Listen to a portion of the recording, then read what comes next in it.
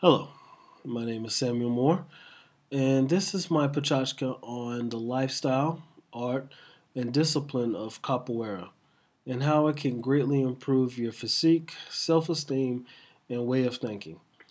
I like to start by asking the question of what are martial arts? According to different meanings and sources, martial arts are combat practices that can be used for competition, self defense, fitness and health, and even spiritual development.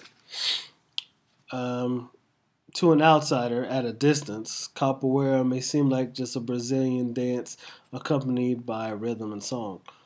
But to its practitioners, capoeira is a game of fluid agility, acrobatic and martial movements fused with mesmerizing music and spirituality. Um, capoeira, capoeira delivers health and balance to the life of its users, no matter their age. Capoeira is ideal for building awareness of mind, body, teaching fast reflexes and self defense tactics. Capoeira is also, just so happens to be, the only martial art practiced with live music, live instruments, and singing. The reason for this fusion of the arts can be dated all the way back to the origins of capoeira itself. The art and dance of capoeira was created about 500 years ago by Afro Brazilian slaves during Brazil's slave trade period. Throughout the 488 years of the slave trade, Congo, Bantu, and Angolan tribes intermingled in what we will call senzalas, which were slave quarters, and in the quilombos, which were societies made up of runaway or escaped slaves. From this mixing of cultures, traditions, and rituals, Capoeira was born. Slaves and senzalas learned the art amongst themselves. These slaves would practice capoeira openly in their quarters, knowing that if they were seen by their masters or owners, that the masters would mistake it for and mistake the art for a dance ritual. When being abused by their masters, slaves would evade the initial blows of their attacks by using capoeira. Slaves in the Columbos, on the other hand, used capoeira for defense against anyone who would try to intrude on their territory or take them back to their oppressors. For these slaves, capoeira was the only form of defense and protection they had. So, in essence, capoeira is a Brazilian martial art created to free the slaves in Brazil. In the 1890s, however, the Brazilian government outlawed capoeira after many slaves used the art to escape their oppressors, and it remained prohibited until 1928. Since then, capoeira has achieved national and international recognition. Today, capoeira is considered Brazil's national sport, a mixture of martial arts, dance, sports, gymnastics, music, culture, and philosophy. Capoeira is practiced all over the world. In the last few years, capoeira has taken the world by storm. The beautiful thing about capoeira that I love is that it promotes diversity and tolerance. It teaches discipline and respect for tradition, and ensues incredible fitness.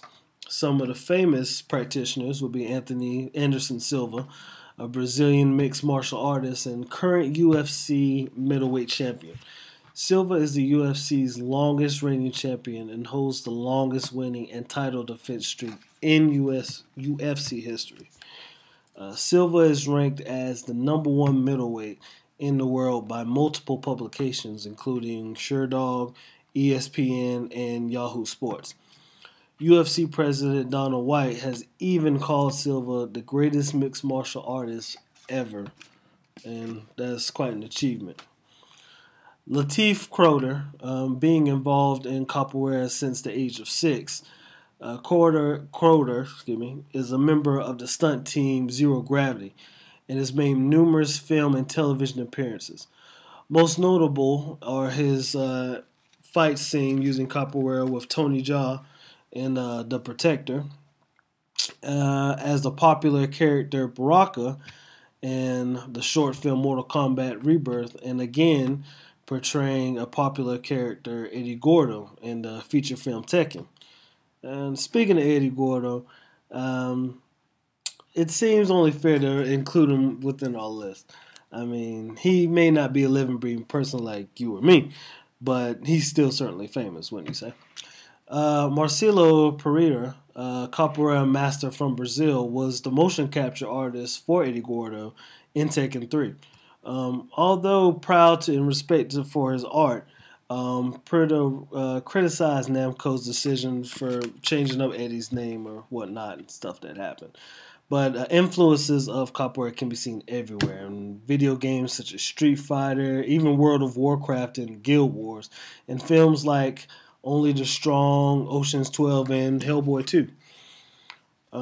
Playing capoeira is both a game and a method of practicing the art in simulated combat. Capoeira can be played anywhere, but are mostly played in rotas. And a rota is a circle made of capoeirists and capoeira music instruments, where everyone involved claps and sings and follow the music being played. But thank you for listening to everything I had to say about capoeira. I hope you find something useful and would love to find out more about it.